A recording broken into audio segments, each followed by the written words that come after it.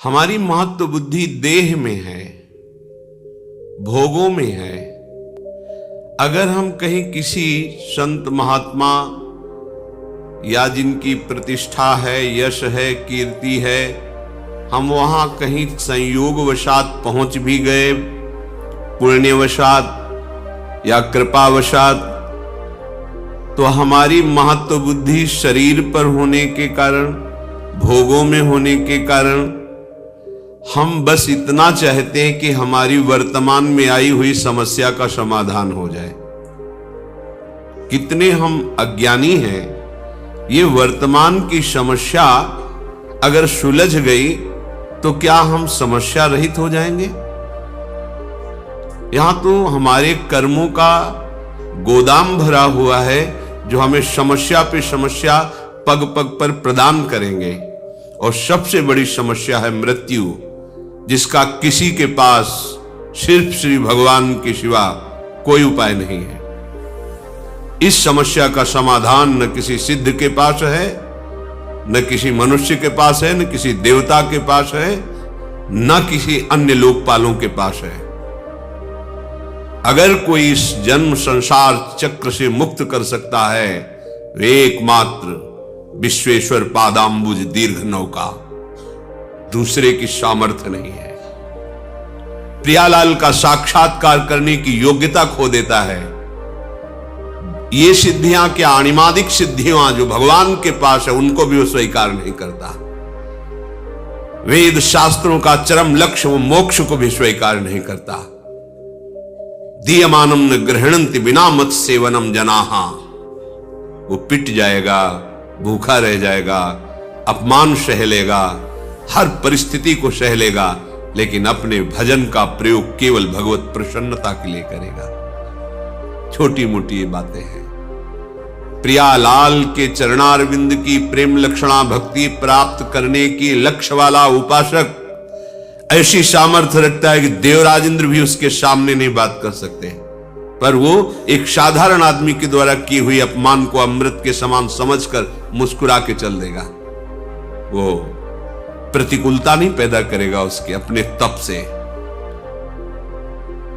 जो नीच पुरुषों द्वारा की हुई अपमान को भी सह जाते हैं, वो महापुरुष होते हैं, साधारण की क्षमता नहीं। ये मार्ग है सम्मानम कल्याति घोर गरलम नीचापमानम सुधा। श्री राधा मुरली धरो भज सके वृंदावन मां त्यज, एक कदम भी वृंदावन से बाहर मत जाओ। हे मित्र, सम्मान को घोर विष के समान समझो, नीच पुरुषों द्वारा की हुई अपमान को अमृत के समान समझकर राधा माधव का निरंतर भजन करो। ये भगवत प्राप्ति का जिसको लक्ष्य है, ये छोटी मोटी सिद्धियों की बात क्या, वो सारूप्य सायुज्य सामीप्य एकत्वादि मोक्ष पद को भी ठुकरा देता है। सारी समस्याओं का एक साथ समाधान एकमात्र भगवान श्री हरि के चरणों का आश्रय लेकर निरंतर स्मरण करना। निरंतर स्मरण। यस्य स्मरण मात्रेण जन्म संसार बंधनात् विमुच्यते नमस्तस्मै विष्णवे प्रभु विष्णवे। जिनकी स्मृति संसार चक्र से मुक्त कर देती, हो गया समस्त समस्याओं का समाधान। जो ज्ञान समुद्र हैं, बल समुद्र हैं, वैभव समुद्र हैं, प्रेम समुद्र हैं, सर्वत्र हैं, सर्वशक्तिमान हैं, सर्वसुहृद हैं, ऐसे प्रभु के चरणों का आश्रय, उनकी बात न मानकर ये छोटी मोटी बातों में अपने जीवन को बर्बाद कर देना है। अमृत कुंड में पड़े हो और उसको पी नहीं रहे हो, और बाहर छोटे छोटे तालाब, छोटी छोटी ओश कण की बूंदों से अपनी प्यास बुझाना चाहते हो। देखो कैसी मूढ़ता है। पानी में मीन पियासी, मुझे सुन सुनी आवे हासी। आनंद सिंधु मध्य तव वासा। आनंद समुद्र में वास करते हो, प्यासे मर रहे हो, हंसी आ रही है, सुन सुनी आवे हासी। सावधान। महत्व बुद्धि केवल प्रभु में और उनके वचनों में। ये किसी बिरले भाग्यवान के हृदय में बात ठहरेगी, सबके नहीं, सबकी क्षमता नहीं है। इस बात को स्वीकार कर सके, इस बात की क्षमता नहीं है, साक्षात्कार कर सके, ये तो बहुत आगे की बात है। आज हम भागे घूम रहे हैं केवल कामनाओं की पूर्ति, कोई हमारी कामना की पूर्ति कर दे, किसी में सामर्थ्य नहीं है। तुम्हारा कर्म ही तुमको सुख देगा, तुम्हारा कर्म ही तुमको दुख देगा। अगर इस कर्म प्रपंच से कोई मुक्त कर सकता है तो एक सिर्फ है श्री हरि, दूसरा कोई नहीं है। कहीं किसी को कुछ भी प्राप्त है तो एक अंश में उसी से प्राप्त है। सीधे तुम हरि के अंश हो, हरि से जुड़ो, हरि के चरणों का आश्रय लेकर उनका चिंतन करो, कृतकृत्य हो जाओगे, दूसरों को आनंद प्रदान करने वाले बन जाओगे। ये भागना बंद हो जाएगा। पर कौन सुनता है बात? आसक्ता ज्ञान में, अविद्या में, इंद्रियों के भोगों में मारा घूम रहा है। क्या करूं, कैसे सुखी हो जाऊं, समझ में नहीं आ रहा। भगवान समझा रहे, समझ जाओ, सबसे बड़े वैभव संपन्न हो जाओगे। अभी आपको लगता है कि वैभव किसे कहते हैं? कि मायाकृत वैभव को वैभव नहीं कहते, ये तो स्वप्न का वैभव है। सच्चिदानंद वैभव के अधिकारी हो जाओगे। श्री वृंदावन नवनिभृत निकुंज की एक कोने की बराबरी किसी भी लोक और धाम में नहीं है। ऐसा वैभव वृंदावन का है। परम रसिक प्रियालाल की सेवा में निरंतर विराजमान ध्रुवदास जी कह रहे हैं, ये जो वृंदावन है, इसकी जो रज है, यहां की जो वायु है, यहां की जो लताएं हैं, बैकुंठ में भी नहीं। रज की तुल बैकुंठ नहीं, रज की तुल तो और लोक की हिमाई। वृंदावन दुति पत्र की उपमा को कछु नाही, कोटि कोटि बैकुंठ हो तेज, ये वैभव प्राप्त होता है। अनंत सौंदर्य माधुर्य, जहां की लताएं बिखेर रही हैं, और जहां प्रेम समुद्र, सौंदर्य समुद्र, माधुर्य समुद्र, हमारे युगल सरकार गलवहियां देते हुए प्रेम सुख की वर्षा करते हुए विहरण कर रहे। सब समस्याओं का समाधान इनके चरणों का आश्रय। ये गौर श्याम चरणारविंद का आश्रय लिए बिना भटक लो, कितना भटकोगे, कहां तक जाओगे, कितना दान पुण्य करोगे? महाराज नृग से बढ़कर दान पुण्य कर पाओगे? गिरगिट बनकर कुएं में गिरे थे, किससे क्या? कितनी बड़ी बड़ी यज्ञ की महाराज नहुष ने, इंद्र पद पर गए, वासना ने उनको अजगर बना दिया। एकमात्र समस्या का समाधान श्री हरि है। भूलो मत और भटको मत। ये दौड़ भाग, ये घिघियाना बंद हो जाएगा तुम्हारा, भिखारीपना बंद हो जाएगा तुम्हारा। मान लो अमोघ दानी प्रभु श्री हरि है। बस एक मलिनता के कारण, अज्ञान के कारण तुम्हारी समझ में नहीं आ रही है बात। जिस दिन समझ में आ जाएगी तुम निहाल हो जाओगे। ये हृदय की बात कहते हैं। ये बाहर की चकाचौंध पर भ्रमित मत हो, ये इंद्रजाल है माया का। किसी की सामर्थ्य नहीं है। कोई भजन करके भगवान में तन्मय हो सकता है, भगवान नहीं बन सकता कोई भी। ये बात समझ में नहीं आएगी सबकी। भगवान सिर्फ भगवान हैं, वो अद्वितीय हैं, उनके जैसा कोई नहीं। जैसे तरंग समुद्र की है, वो अपना नाम रूप खोकर समुद्र बन जाती, इसलिए वो समुद्र ही है। पर समुद्र में अनंत तरंगे प्रकट करने की सामर्थ्य है, पर एक तरंग में सामर्थ्य नहीं कि समुद्र प्रकट कर दे। ऐसे ही सब भगवान का भजन करके महापुरुष जन तरंगवत भगवान में लीन हो गए, समुद्र बन गए, भगवान के स्वरूप में लीन हो गए। पर एक भी में ऐसी सामर्थ्य नहीं है जो भगवान में है। उत्पत्तिम च विनाशम च भूतानामा गतिम गतिम वेत्ति विद्याम अविद्याम खष्टारो भगवान इति। एक क्षण में अनंत ब्रह्मांडों को उत्पन्न कर देना, एक क्षण में अनंत ब्रह्मांडों को लय कर देना, किसकी सामर्थ्य है? कोई दिन को रात करके दिखा दे, रात को दिन करके दिखा, किसकी सामर्थ्य है? एक अविद्या का ऐसा प्रवाह बह रहा है, बड़े बड़े शिव विरंच का मोह है, को है बपुरान, ये है भगवान। और वही विद्या प्रकट कर ब्रह्म स्वरूप अनुभव करा देते हैं। वही अविद्या, वही विद्या। जीव की गति और दुर्गति का निर्णय करने में समर्थ केवल भगवान है, कोई दूसरा इस सृष्टि में नहीं है। ये बात बैठा लो दिमाग में। भगवान जैसे सिर्फ भगवान है, प्रभु जैसे सिर्फ प्रभु हैं, अद्वितीय है।